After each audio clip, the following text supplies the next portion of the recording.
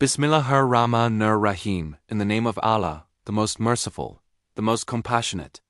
Dear viewers, welcome back to Frontline, where we bring you the most powerful and untold stories of Islamic history.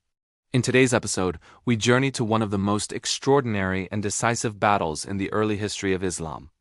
The Battle of the Trench, also known as Ghazwa al-Khandaq. This was not just a clash of armies, but a turning point for the Muslim Ummah, where strategy, unity, and divine help together shaped the future of Madinah and Islam itself. The story begins in the aftermath of the Battle of Untold. The Quraysh of Makkah, frustrated that Islam remained unbroken, were determined to erase the Muslims once and for all. Their hatred was burning, and they weren't alone. The Jewish tribe of Banu Nadir, who had been expelled from Madinah for treachery, sought revenge. They traveled far and wide, inciting the Quraysh, Ghatafan, and other tribes to rise against the Muslims. This created an unprecedented alliance known as al-Ahzab, the Confederates. An army of 10,000 men, drawn from all over Arabia, marched towards Madinah, threatening to wipe out the entire Muslim community, which numbered barely 3,000. For the Muslims, the danger was unlike anything they had ever faced. In Badr and Uhud, they fought a single enemy. But now it seemed the entire Arabian Peninsula had united against them. Panic gripped the city. Hypocrites whispered that all hope was lost, and some even considered abandoning their faith. Yet, in this moment of crisis, the Prophet, peace be upon him, did not despair. Instead, he sought counsel, demonstrating the Islamic principle of shura consultation. It was during this meeting that a remarkable suggestion came from an unlikely source. Salman al-Farisi, the noble companion from Persia. Salman, who had witnessed wars in his homeland, proposed a tactic unheard of in Arabia, digging a massive trench around the exposed parts of Madinah. While Arabs were masters of cavalry charges and open combat, a trench was an innovation that could halt even the mightiest army. The Prophet, peace be upon him, immediately approved the idea, and work began without delay. What followed was a profound display of faith and unity.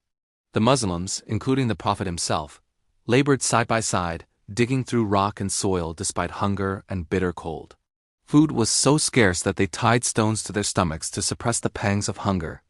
Yet, the Prophet, peace be upon him, encouraged them with promises of victory and the eventual triumph of Islam. There are moving accounts from this period.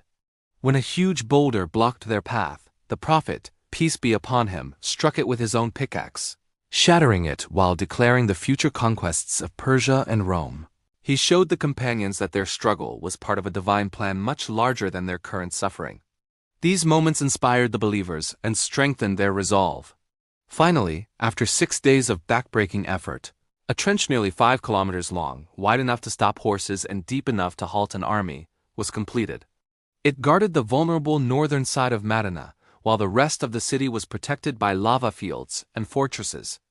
When the Confederates arrived, expecting an easy victory, they were stunned. Before them lay not a city ready to be plundered, but an impenetrable trench, an obstacle no one in Arabia had ever faced. The Quraysh cavalry, led by feared warriors like Ali ibn Abi Talib, galloped forward only to be stopped dead in their tracks. Their pride and fury grew, for this simple ditch had robbed them of their greatest strength, the cavalry charge. For weeks the Confederates camped outside Madinah, frustrated and furious. Inside the city, the Muslims endured hunger, fear, and the biting cold. Supplies ran thin, and the constant threat of attack weighed heavily on them. Tension rose further when treachery brewed within. The Banu Qurayza, a Jewish tribe living inside Madinah under a treaty of peace, secretly allied with the Quraysh. This betrayal meant Muslims now faced an enemy not just outside, but from within their own city. The fear was so intense that the Qur'an itself records it in Surah al-Ahzab. Behold, they came upon you from above you and from below you, and behold, the eyes became dim and the hearts reached to the throats, and you thought thoughts about Allah. It was a time when true faith was tested to its limits. The Confederates tried everything. They hurled insults, shot arrows, and attempted to cross the trench at its narrowest points. One of the most dramatic moments occurred when Amr ibn Abd Wudd, a legendary warrior considered equal to 1,000 men, managed to cross the trench with a few horsemen. He roared for single combat, mocking the Muslims. It was the young Ali ibn Abi Talib, the Lion of Allah, who stepped forward. Despite his youth, he faced Amr with unwavering courage. In a duel that shook the battlefield, Ali struck Amr down. This single act not only lifted Muslim spirits but sent a wave of fear through the enemy ranks. Despite their numbers, the Confederates made no real progress. Hunger and cold gnawed at them, and divisions began to grow within the alliance. Meanwhile, the Prophet, peace be upon him, turned to Allah in sincere supplication, raising his hands through the night, praying for relief. And then Allah's help arrived in a way no one could have predicted. A fierce, freezing windstorm swept through the Confederate camp, overturning their tents, extinguishing their fires, and filling their hearts with dread. The Qur'an describes this divine intervention, and Allah sent upon them a wind and armies you did not see. In the chaos of the storm, the alliance shattered. The Quraysh and their allies, cold, hungry, and demoralized, abandoned the siege and retreated in humiliation. The Muslims, despite their hardship, had held firm. They had won not through a conventional battle, but through strategy, patience, and unwavering faith. The Prophet, peace be upon him, declared, "Now they will not come to attack us, but we will go forth to meet them."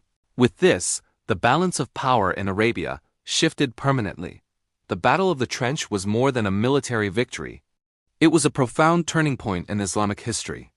It showed that innovation, consultation, and discipline could outmatch brute force.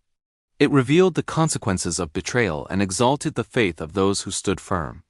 Above all, it reminded the Muslims that victory comes only from Allah, often in the most unexpected ways. The trench around Madinah was not just a ditch of earth, it was a shield of faith, a line of resolve, and a symbol of divine protection. This was the Battle of the Trench, the strategy that saved Madinah, and with it, the future of Islam. If you found this story inspiring, please like this video, share it with others so they can learn from our history, and subscribe to Frontline for more powerful stories of the heroes of our Ummah. Thank you for watching.